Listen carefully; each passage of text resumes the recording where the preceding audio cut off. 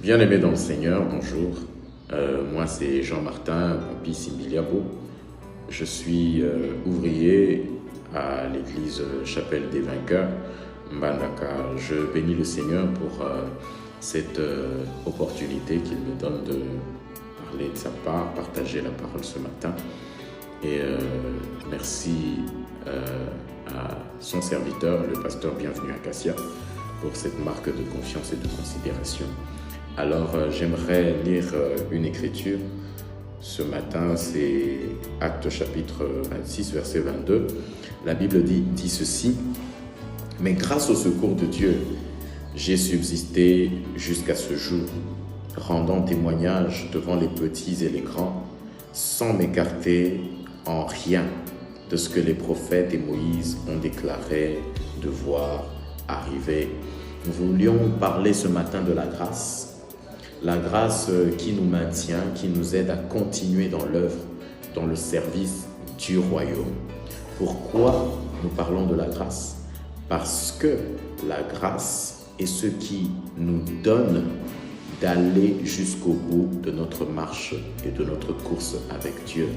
J'ai entendu une sagesse récemment qui disait que la vie chrétienne n'est pas un sprint. Dans un sprint, on a une courte distance. On court un sprint rapidement et c'est le plus rapide qui remporte le prix. Mais il disait que la vie chrétienne est plutôt un marathon dans lequel il faudra être endurant pour remporter le prix à la fin. Et nous avons besoin de la grâce de Dieu, du soutien de Dieu pour endurer cette marche, cette course jusqu'à la fin. La parole de Dieu nous parle d'hommes, de femmes qui se sont confiés en Dieu, qui sont restés fermes. Certains non. Certains, au bout de 20 ans comme Salomon, n'ont pas pu rester fidèles à Dieu et nous connaissons tous les conséquences. Et Dieu voudrait, croyons, ce matin, nous rappeler qu'il est la source de toute grâce, afin que nous restions endurants, que nous continuions à le servir, tel que Paul le dit dans cette écriture, subsister jusqu'au bout, jusqu'à ce jour. Continuons de rendre témoignage devant les petits et les grands, sans s'écarter. C'est la grâce de Dieu qui peut le faire. C'est la grâce de Dieu qui peut nous l'accorder.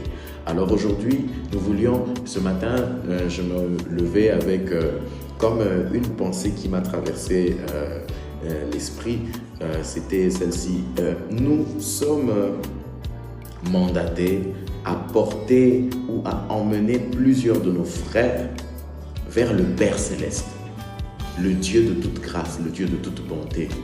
Mais souvent, nous perdons de vue que celui vers qui nous conduisons les autres est aussi notre Père.